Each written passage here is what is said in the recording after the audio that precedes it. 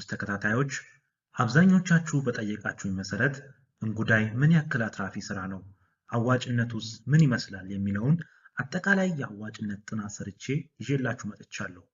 አብራችሁን ቆዩ።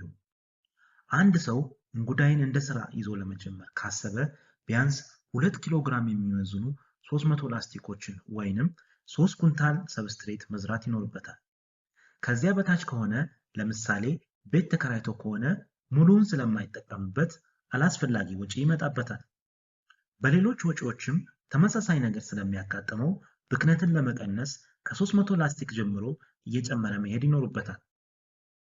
ከ300 ላስቲክ በአማካይ 225 ኪሎ ግራም እንጉዳይ ይመረታል። የኦይስተር እንጉዳይ አማካይ ዋጋው 300 ብር ነው ብለን ብናስብ 225 ሲባዛ በ300 ብር 67500 ብር ይሆናል። እንዲሁም 3 ኩንታል ለእንስሳት